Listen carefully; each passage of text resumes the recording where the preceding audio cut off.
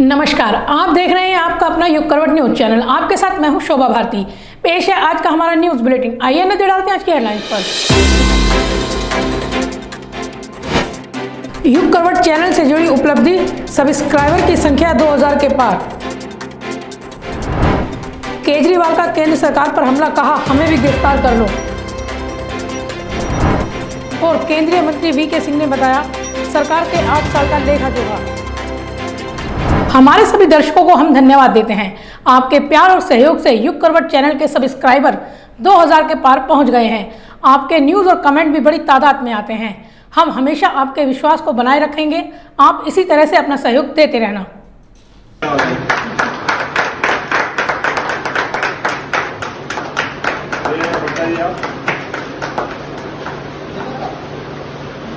जितेंद्र कुमार चौधरी और आज यहाँ पे कल की खबरें तमाम इलेक्ट्रॉनिक मीडिया के माध्यम से सब तक पहुँच जाती हैं। ऐसे में हमें लोग 300 से 400 लोग देख रहे हैं, बड़ी बात है। और ये पूरी टीम को मुबारकबाद देना चाहूँगा। आशीष त्यागी जी हैं, उन्होंने मुझसे संभाला, तब से काफ़ी इसमें बदलाव आया है, नो डाउट। शोभा बहुत मेहनत के साथ इसमें काम कर रही है और बहुत एंकरिंग में बड़ा सुधार है। पूजा ने हमने भी ज्वाइन किया है और पूजा ने जिस तरह से वीओ में और एंकरिंग में जिस तरह सुधार आया है, नो डाउट। और उनको मुबारकबाद थी कि उनकी जो है 1500 के आसपास एंकरिंग वाली 2024 तक पहुँची है। ये बड़ी मुबारकबाद है। केंद्र सरकार के 8 वर्ष पूरे होने पर भाजपा उत्सव मना रही है। इसके लिए कई तरह के कार्यक्रम किए जा रहे हैं। इसी कड़ी में अब सरकार की उपलब्धियों का लेखा जोखा जनता के सामने रखा गया। केंद्रीय मंत्री वीके सिंह ने सरकार के कामकाज की जानकारी दी। केंद्र की मोदी सरकार के 8 वर्ष पूरे होने पर भाजपा की ओर से पूरे देश को 5 साल की उपलब्धियों और योजनाओं की जानकारी दी जा रही है। इसी के तहत केंद्रीय सड़क परिवहन और राजमार्ग राज्य मंत्री वीके सिंह ने मोदी सरकार की उपलब्धियों को गाजियाबाद की जनता के सामने रखा। रिपोर्ट टू नेशन के तहत भाजपा की ओर से एक प्रेस वार्ता रखी गई थी, जिसमें रिटायर्ड जनरल वीके सिंह ने केंद्र सरकार की उपलब्धियों और पिछले 8 वर्षों के दौरान गाजियाबाद में विकास कार्य के लिए किए गए कार्यों का ब्यौरा दिया। और इसका मैं आगे उदाहरण भी आपको दूंगा। पहले एक सरकार का जो तंत्र था वो इस प्रकार का था, जिसमें वंशवाद, परिवारवाद, जातिवाद, इन चीजों के ऊपर ज्यादा जोर दिया जाता है। परंतु अब निर्णय लेने की जो जड़ता वो समाप्त हो चुकी है और योग्यता के आधार पर लोगों को प्रोत्साहित किया जाता है कि वो देश के लिए जो भी चीज वो करना चाहते हैं वो कर सकें। उन्होंने कहा कि 2014 से पहले देश में सब कुछ चलता है की सोच थी, लेकिन अब मोदी है तो मुमकिन है कि सोच के साथ देश लगातार बदल रहा है। पहले जो कभी नहीं हुआ था वो आज हो रहा है। 2014 से पहले वंशवाद, परिवारवाद, जातिवाद का बोलबाला था, अब योग्यता के आधार पर चयन किया जा रहा है। यह सरकार गरीब, किसान और वंचितों की सरकार है। हर तबके के विकास के लिए योजनाएं चलाई जा रही हैं। सभी वर्गों के लिए कुछ न कुछ किया जा रहा है। वीके सिंह ने कहा कि देश बढ़े, इसी सिद्धांत के साथ पिछले 8 वर्षों के दौरान कार्य किए गए हैं। दुनिया में अब भारत की पहचान एक ऐसे देश के रूप में हो रही है जहां सब कुछ अच्छा चल रहा है। बुनियादी सुविधाएं बढ़ी हैं, किसानों की आय बढ़ी है। पिछले 8 वर्ष के दौरान केंद्र सरकार अपने मूल मंत्र सबका साथ, सबका विश्वास, सबका प्रयास के वर्ग के जीवन में सुधार कर रही है। अंत्योदय और गरीब उन्मूलन योजनाओं के जरिए गरीबी घटाई जा रही है। उन्होंने कहा कि पिछले 8 वर्षों के दौरान गरीबी 22% से 10% पर आ गई है। प्रति व्यक्ति आय 79,000 से 1.5 लाख हो गई है। विदेशी भंडारण दोगुना हुआ है और विदेशी निवेश बढ़ा है। गरीबों की सरकार है, किसानों की सरकार है, वंचितों की सरकार है, उन सबके लिए काम करती है जो समाज के आखिरी छोर पर है। ये सरकार सर्वस्पर्शी सरकार है। किसी प्रकार का भेदभाव 8 साल के अंदर इन्होंने नहीं किया और समाज के हर तबके को समान स्थान देकर उसको उठाने की कोशिश की गई है। जितनी भी योजनाएं सरकार ने बनाई वो सब गरीबों को जीवन स्तर को अच्छा करने के लिए, वंचितों को समाज की मुख्य धारा में लाने के लिए, उनको फायदा पहुंचाने के लिए, चाहे वो श्रमिक हो, चाहे किसान हो, चाहे दुनिया की बड़ी बड़ी कंपनियां भारत में निवेश कर रही हैं। 2014 से पहले 6,37,000 प्राथमिक स्कूल थे। 8 वर्षों में 6,35,000 नए प्राथमिक स्कूल खोल दिए गए हैं। साक्षरता की दर 6.3% की बढ़ी है। वीके सिंह ने कहा कि पिछले 8 वर्षों के दौरान स्वास्थ्य के क्षेत्र में अभूतपूर्व कार्य किए गए हैं। 15 नए एम्स खोले गए हैं। 12 लाख नए डॉक्टरों की नियुक्ति हुई है। 136 नए मेडिकल कॉलेज खोले गए हैं। कोविड संक्रमण के दौरान भारत में किए गए कार्यों को दुनिया भर में ख्याति मिली है। देश ने स्वदेशी वैक्सीन विकसित की थी। ब्यूरो रिपोर्ट, युग करवट। दिल्ली के मुख्यमंत्री अरविंद केजरीवाल ने केंद्र सरकार पर बड़ा हमला बोला। उन्होंने आरोप लगाया कि केंद्र सरकार दिल्ली के उप मुख्यमंत्री मनीष सिसोदिया के खिलाफ साजिश रच रही है। उनका आरोप है कि मनीष को कभी भी गिरफ्तार किया जा सकता है। दिल्ली के सीएम अरविंद केजरीवाल ने केंद्र सरकार पर निशाना साधा है। उन्होंने दावा किया कि सत्येंद्र जैन के बाद अब सेंट्रल एजेंसी मनीष सिसोदिया को गिरफ्तार करने की साजिश रच रही है। दिल्ली के सीएम अरविंद केजरीवाल ने बड़ा दावा किया है। उनका आरोप है कि स्वास्थ्य मंत्री सत्येंद्र जैन के बाद अब मनीष सिसोदिया को झूठा केस में फंसाकर गिरफ्तार करने की साजिश है। आपको याद होगा, मैंने कुछ महीने पहले ही बता दिया था कि केंद्र सरकार सत्येंद्र जैन को एक फर्जी केस में गिरफ्तार करने वाली है। मुझे बहुत ही विश्वसनीय सूत्रों से ये पता चला था। कल उन्हीं सूत्रों से सूचना मिली है कि अगले कुछ दिनों में केंद्र सरकार मनीष सिसोदिया को भी गिरफ्तार करने जा रही है। पता चला है कि केंद्र सरकार ने सभी जांच एजेंसीज को मनीष सिसोदिया के खिलाफ कोई ना कोई फर्जी केस तैयार करने को कहा है। जैसे इन्होंने सत्येंद्र जैन के खिलाफ फर्जी केस किया है, वैसे ये लोग मनीष जी के खिलाफ भी फर्जी केस बना रहे हैं। उन्होंने यह भी कहा कि पीएम मोदी से मेरी हाथ जोड़कर गुजारिश है कि एक एक करके गिरफ्तारी ना करें, इससे दिल्ली के विकास का काम प्रभावित होता है। इससे अच्छा दिल्ली के सभी मंत्रियों और विधायकों को एक साथ अरेस्ट करके जांच करवा ली जाए। खैर, मेरी प्रधानमंत्री जी से हाथ जोड़ के विनती है, ये एक एक करके जेल में डालने की बजाय आप आम आदमी पार्टी के हम सभी मंत्रियों और सभी एमएलएज को एक साथ जेल में डाल दीजिए। सारी जांच एजेंसीज को बोल दीजिए कि एक साथ सारी जांच कर ले। आप एक एक मंत्री को गिरफ्तार करते हो, इससे जनता के कामों में बाधा होती है। अरविंद केजरीवाल की यह press conference health minister Satyendra Jain की गिरफ्तारी को लेकर थी। यहां सीएम केजरीवाल ने कहा कि जैन को गिरफ्तार करने के पीछे क्या साजिश है उनको नहीं पता, लेकिन अब डिप्टी सीएम मनीष सिसोदिया को अरेस्ट करने की साजिश रची जा रही है। उन्होंने कहा, मैंने कुछ महीने पहले ही बता दिया था कि केंद्र सरकार एक फर्जी केस में सत्येंद्र जैन को गिरफ्तार करने वाली है। उन्हीं सूत्रों से खबर मिली है कि केंद्र सरकार मनीष सिसोदिया को भी गिरफ्तार करने वाली है। केंद्र ने एजेंसियों को फर्जी केस तैयार करने को कहा है। केजरीवाल बोले कि अगर सत्येंद्र जैन और मनीष सिसोदिया भ्रष्ट हैं तो पता नहीं ईमानदार कौन होगा। केजरीवाल ने कहा कि सत्येंद्र जैन का केस पहले से चल रहा है। ब्यूरो रिपोर्ट, युग करवट। कश्मीर में हिंदू कर्मचारियों की हत्या का दौर रुक नहीं रहा है। 3 दिन पहले ही महिला शिक्षक की हत्या की गई थी। आज एक बैंक कर्मचारी को गोली मार दी गई। सरकार ने 6 जून तक सभी कर्मचारियों को सुरक्षित स्थान पर भेजने का आदेश जारी किया है। आतंकियों ने कुलग्राम में एक बैंक मैनेजर पर फायरिंग कर दी। इस हमले में बैंक मैनेजर विजय कुमार की मौत हो गई। इससे पहले आतंकियों ने कुलग्राम में ही हिंदू महिला टीचर की गोली मारकर हत्या कर दी थी। जम्मू कश्मीर में टारगेट किलिंग के मामले थमने का नाम नहीं ले रहे हैं। यहां आतंकी लगातार हिंदुओं को निशाना बना रहे हैं। बताया जा रहा है कि विजय कुमार कुलग्राम के मोहनपुरा देहाती बैंक में तैनात थे। आतंकियों ने उस पर फायरिंग कर दी। इसके बाद उनकी मौत हो गई। वह राजस्थान के हनुमानगढ़ के रहने वाले थे। सुरक्षा बलों ने इलाके को घेरकर सर्च ऑपरेशन शुरू कर दिया है। घाटी में आतंकी लगातार हिंदू नागरिक और सरकारी कर्मचारियों को निशाना बना रहे हैं। हाल ही में बड़गाम में कश्मीरी पंडित राहुल भट्ट और कुलग्राम में महिला टीचर की हत्या के विरोध में बड़े स्तर पर विरोध प्रदर्शन भी हुए। कश्मीरी पंडितों की मांग थी कि सभी प्रवासी सरकारी कर्मचारियों को सुरक्षित स्थान पर तैनात किया जाए। जम्मू प्रशासन ने आतंकी वारदातों को देखते हुए बुधवार को प्रधानमंत्री विशेष पैकेज के तहत कश्मीर में तैनात प्रवासियों और जम्मू संभाग के अन्य कर्मचारियों को घाटी में 6 जून तक सुरक्षित स्थानों पर स्थानांतरित करने का आदेश भी जारी किया था। ब्यूरो रिपोर्ट, युग करवट। प्रशासन ने हक की बात कार्यक्रम का आयोजन किया। इसमें महिलाओं ने अपनी समस्याओं के बारे में बताया। प्रशासन ने महिलाओं के सभी सवालों का जवाब दिए। इसमें जिला अधिकारी आर.के. सिंह और महिला आयोग की उपाध्यक्ष अंजू चौधरी ने भाग लिया।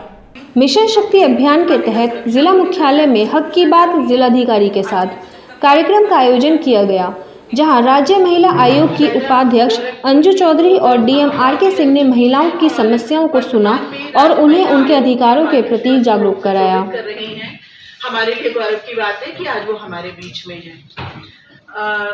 मैडम, मेरे मन में रहता है, तो महिला है उसका नंबर उसको बता दिया है, फोन भी दे दिया है कि अपने घर से आप ट्रैक कर सकते, देख सकते हैं जो उसका रूटीन ट्रैक है। आयोग के उपाध्यक्ष अंजू चौधरी का स्वागत प्लांट देकर करते हुए डीएम आर.के. सिंह ने कहा कि इस कार्यक्रम का उद्देश्य महिलाओं की समस्याओं को जानना है, जिसमें उन्हें समाज और घर में न सिर्फ सम्मान मिल सके बल्कि वे किसी के शोषण का शिकार न हो सके। डीएम ने कहा कि महिलाओं को यह मंच इसलिए दिया गया है कि वह अपनी समस्याएं या शिकायतें हक के साथ कह सकें। जनपद गाजियाबाद में मिशन शक्ति के इससे पहले जो 3 चरण हुए हैं, चरण 1, 2, 3, इनके माध्यम से विभिन्न शिक्षण संस्थानों के माध्यम से, विभिन्न व्यावसायिक शिक्षण संस्थानों के माध्यम से, सामाजिक स्कीमों से जुड़े हमारे विभागों के माध्यम से और आम जन सहभागिता के माध्यम से विभिन्न अभियान चलाए गए हैं। जनपद में मिशन शक्ति, मिशन और बेटी बचाओ बेटी पढ़ाओ योजना के को मर्ज करते हुए एक समग्र कार्य योजना बनाई गई और महिलाओं की सुरक्षा, स्वावलंबन और सम्मान से संबंधित सभी स्कीमों को एक साथ लाकर लोगों तक पहुंचाया गया। मैम, इस अभियान के तहत जनपद में अवैध रूप से कन्याओं के भ्रूण की जांच करने वाले विभिन्न अल्ट्रासाउंड सेंटर्स पर लगातार छापेमारी की जा रही है और जो दोषी पाए जा रहे हैं उनके खिलाफ एफआईआर दर्ज करके कार्रवाई की जा रही है। राज्य महिला आयोग की उपाध्यक्ष अंजू चौधरी ने कहा कि ऐसे आयोजनों के माध्यम से महिलाओं को अपनी बात रखने का प्रमुखता से मंच दिया जा रहा है। कई बार महिलाएं अपने साथ हो रही जातियों के बारे में नहीं बता पाती और उत्पीड़न का शिकार होती रहती हैं। पुलिस में भी महिलाएं कई बार अपनी शिकायत दर्ज कराने से बचती हैं। अक्सर महिलाओं को बड़े पैमाने पर अपने अधिकारों की जानकारी तक नहीं हो पाती। मिशन शक्ति अभियान के तहत ऐसी महिलाओं को उनके अधिकारों और सरकार द्वारा चलाई जा रही योजनाओं की जानकारी दी जा रही है, जिससे वे जागृत हों और समाज में भी जागरूकता आए। कि हम लोग सब जितने लोग हैं महिला सशक्तिकरण पे लगे हुए हैं, महिलाओं को जागरूक करने में लगे हुए हैं, बेटियों को कितना लाभ उठाया जा सकता है, क्योंकि बेटी बचाओ बेटी पढ़ाओ की मैं पिछले कई सालों से राष्ट्रीय कार्यकारिणी सदस्य भी हूँ, तो उसका भी मैं काम करती रही हूँ और इसमें भी महिलाओं के लिए काम कर रही हूँ, लेकिन बेटियाँ उसी में भी आती हैं। तो हम लोग का मुख्य उद्देश्य है कि हम उनको वहाँ तक पहुँचाएं कि वो अपने ऊपर टोटल डिपेंडेंट हो, किसी पर डिपेंडेंट न हो, दहेज का उत्पीड़न या पति के द्वारा उत्पीड़न या किसी अधिक तरीके का समाज द्वारा वर्क प्लेस पर उत्पीड़न, इस तरीके की जो उत्पीड़न होती है, इस उत्पीड़न को ख़त्म करने के लिए बहुत ज़रूरी है कि हम अपने राइट्स को जानें और बताएं, क्योंकि जब हम बताएंगे नहीं तो जो हमारी इलिटरेट जो है ग्रामीण क्षेत्र में बहुत सारी हैं, क्योंकि कल मैं वहाँ थी। हक की बात के तहत एक महिला अर्चना त्यागी ने बेटियों की सुरक्षा को लेकर सवाल उठाया कि स्कूल ट्यूशन जाते समय वह कैसे निश्चित हों कि उनकी बेटियां सुरक्षित हैं।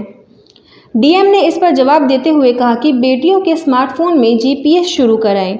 इसके अलावा पुलिस की ओर से एंटी रोमियो स्क्वाड तैनात रहता है।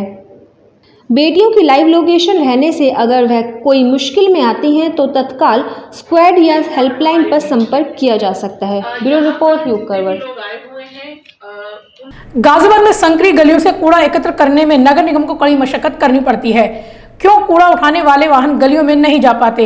इस समस्या के समाधान के लिए नगर निगम ने 100 ई-रिक्शा खरीदी हैं। कल से रिक्शा के जरिए कूड़ा उठाया जाएगा। शहर में अब छोटी गली मोहल्ले में भी डोर टू डोर कूड़ा कलेक्शन होगा। इसके लिए नगर निगम ने 40 ई-रिक्शा की खरीद की है। ई-रिक्शा का कल से उपयोग शुरू हो जाएगा। शहर में अभी तक डोर टू डोर कूड़ा कलेक्शन के लिए बड़ी गाड़ियां हैं, वह छोटी तंग गलियों में आ जा नहीं सकती हैं। इस कारण पुराने शहर के छोटे मोहल्ले में नगर निगम के डोर टू डोर कूड़ा कलेक्शन का कार्य शुरू नहीं हो पा रहा है। इससे शहर में स्वच्छता प्रभावित हो रही है। इसी को देखते हुए नगर निगम सभी एरिया में डोर टू डोर कूड़ा कलेक्शन के लिए नए प्लान पर कार्य कर रहा है।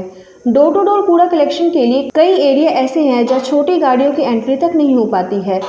इस समस्याओं को दूर करने के लिए नगर निगम ने हाल ही में 100 छोटी ई रिक्शा की खरीद का फैसला लिया था। इनमें से निगम ने 40 छोटी ई रिक्शा की खरीद की है। ई रिक्शा की खरीद पूरी होने के बाद अब नगर निगम द्वारा जल्द ही इनका यूज़ किया जाएगा। इन सभी ई रिक्शा का संचालन कल से शुरू हो जाएगा। कविनगर रामलीला मैदान के सामने नगर निगम द्वारा ई रिक्शा खड़ा करने को जमकर विवाद हुआ।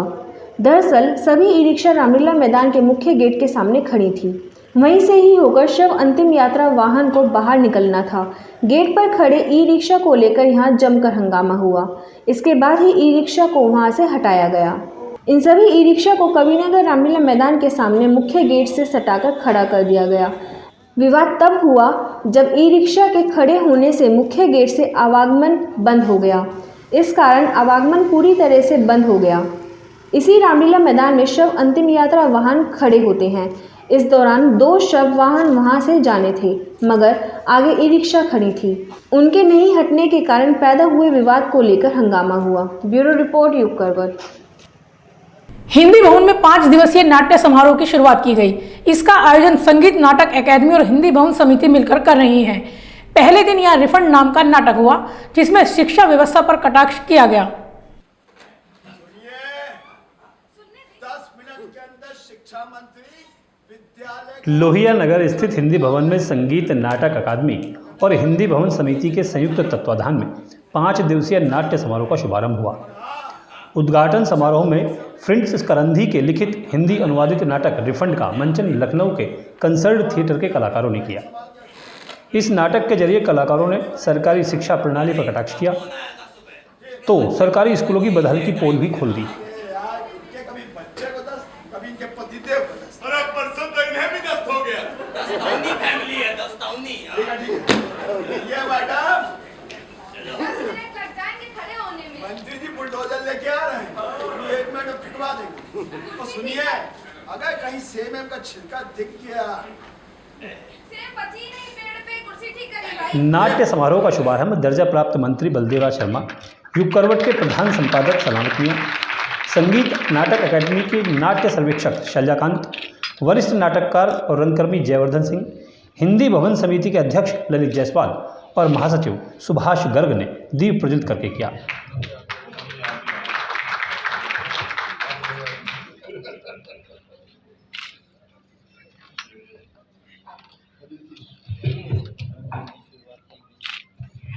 आओ मिलजुल कर एक कदम ऐसा उठाया जाए कि अपने गाजियाबाद को नए ढंग से सजाया जाए, रोशनी पहुंच जाए। नाट्य सर्वेक्षक शैलजाकांत ने इस अवसर पर कहा कि अकादमी प्रदेश भर में इस तरह के आयोजन कर रही है। इस बार उन्हें गाजियाबाद में नाट्य समारोह करने का अवसर प्रदान हुआ है। जिले की सांस्कृतिक विरासत समृद्ध हो रही है, जो एक बेहतर संकेत हैं। कलाकारों ने रिफंड नाटक का मंचन किया। नाटक की कहानी मुख्य किरदार वासर कौफ के इर्द गिर्द घूमती है, जो 18 साल बाद उस स्कूल में पहुंचता है जहां से उसने पढ़ाई की थी। नौकरी न लगने पर वो स्कूल से अपनी फीस वापस मांगता है। इसका जिम्मेदार शिक्षक और स्कूल की शिक्षा प्रणाली को मानता है। ऐसे में स्कूल के प्रिंसिपल से लेकर शिक्षक तक उसकी दोबारा परीक्षा लेते हैं, जिसमें गलत जवाब देने के बाद भी उसे पास कर दिया जाता है। अपने हास्य व्यंग से कलाकारों ने सरकारी शिक्षा बहाली की पोल खोल दी थी।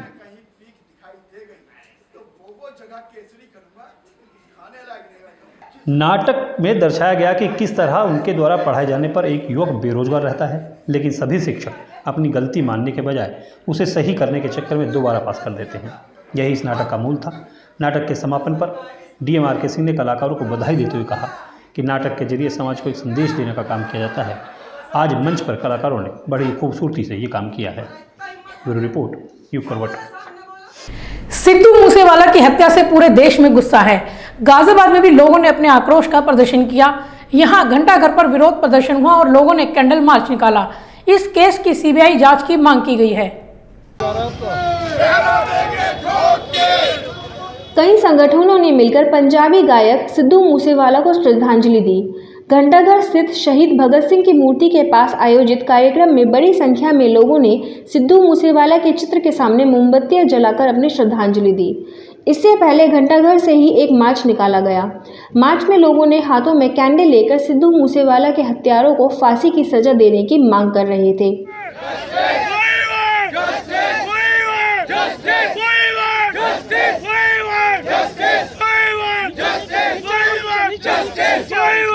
खालसा हेल्प इंटरनेशनल की ओर से आयोजित श्रद्धांजलि कार्यक्रम में शामिल लोगों ने मूसेवाला की हत्या की जांच सीबीआई से कराने की मांग की।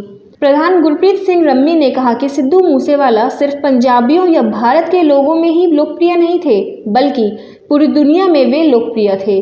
उनकी हत्या की घटना पर अमेरिका, कनाडा, ब्रिटेन सब जगहों पर विरोध हो रहा है। उन्होंने कहा कि सिद्धू मूसेवाला की साजिश का पर्दाफाश होना चाहिए। हमारे क्या पूरे देश के गौरव को गोली मार दी गई पंजाब में, जिसका नाम सिद्धू मूसेवाला था, जो पंजाब का रहने वाला था और हमारे सिखों की पहचान पूरे वर्ल्ड में जिसने मात्र 4-5 सालों में बनाई, उसको गोलियों से भून दिया गया।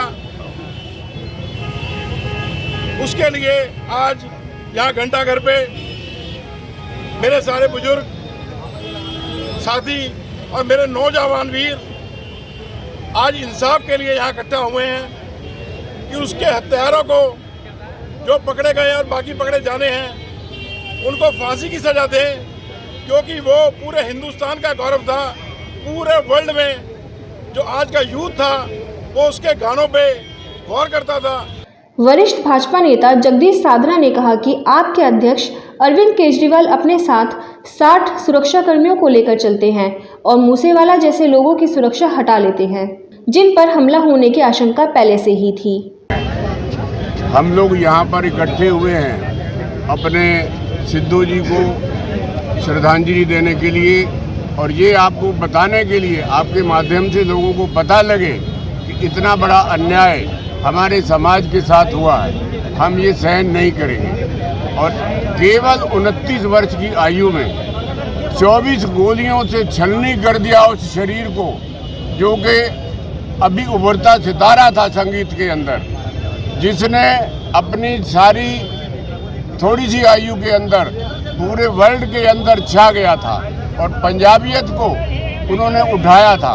और इस बात को किसी को बर्दाश्त नहीं हो सका, और ये एक विफलता है उस सरकार की जो उसको सुरक्षा उन्होंने हटाई एक दिन पहले और दूसरे दिन उनका मर्डर हो गया।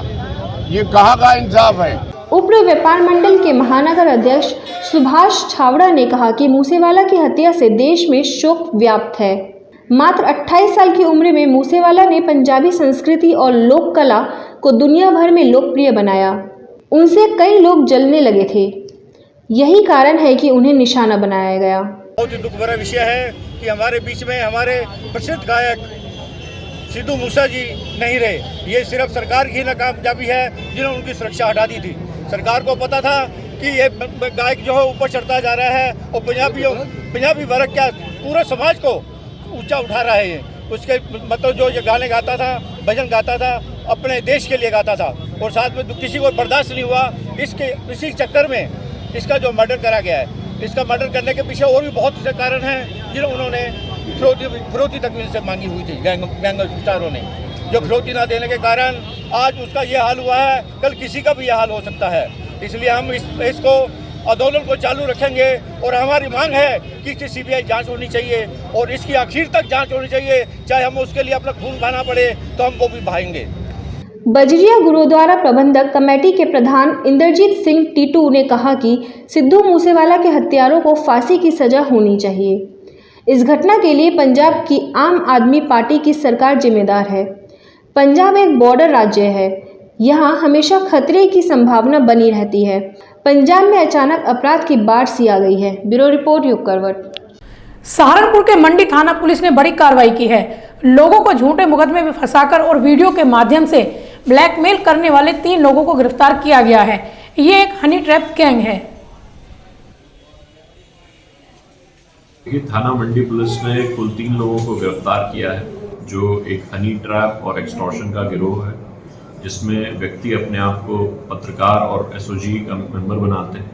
इस गैंग में कुल 6 लोग हैं, जिसमें से 3 लोगों की गिरफ्तारी हो गई है। इसमें एक महिला को प्लांट करके संदिग्ध अवस्था में किसी व्यक्ति के अश्लील फोटो या वीडियो बना लिए जाते हैं, फिर उसको उसी के आधार पर ब्लैकमेल किया जाता है और जो गैंग के मेंबर्स हैं वो पत्रकार और एसओजी कर्मी बनाकर रुपए उससे एक्सटॉर्ट करते हैं। इस प्रकरण में 2 लाख रुपए उस व्यक्ति से एक्सटॉर्ट कर लिए गए थे। जब शिकायत मिली तो गैंग का पर्दाफाश हुआ, 3 लोगों की गिरफ्तारी उसमें हुई है और बाकी 3 लोग और हम लोगों ने आइडेंटिफाई किए हैं, उनकी भी शीघ्र गिरफ्तारी की जाएगी। 4 से 6 जून तक दिल्ली के प्रगति मैदान में अंतर्राष्ट्रीय प्रदर्शनी का आयोजन किया जाएगा। इसमें पर्यावरण और विश्व कॉन्फ्रेंस होगी और स्वच्छ ऊर्जा तथा नई तकनीक पर चर्चा होगी। ये जानकारी ऑल इंडिया मेयर और RW समिट के अध्यक्ष कर्नल टीपी त्यागी ने दी। देखिए 4 जून से 6 जून तक 3 दिन तक प्रगति मैदान नई दिल्ली में एक बहुत बेहतरीन कार्यक्रम जिसका नाम है वर्ल्ड एनवायरनमेंट एक्सपो 2022, इसका आयोजन किया जा रहा है। इसमें 4 चीज़ें मुख्य हैं। पहला तो इंटरनेशनल एग्जीबिशन यानी कि अंतर्राष्ट्रीय प्रदर्शनी, और ये प्रदर्शनी आयोजित की जाएगी क्लीन एनर्जी के ऊपर, क्लाइमेट चेंज के ऊपर, वेस्ट डिस्पोजल के ऊपर और उन सब आयामों के ऊपर जो स्वच्छता से जुड़े हुए हैं। तो आज के लिए बस इतना ही। गाजियाबाद और देश विदेश की खबरों के लिए देखते रहिए युग करवट और पढ़िए आपका अपना युग करवट न्यूज़पेपर। युग करवट चैनल को लाइक करें, सब्सक्राइब करें और कमेंट जरूर करें। आपके कमेंट हमारे लिए महत्वपूर्ण है। नमस्कार।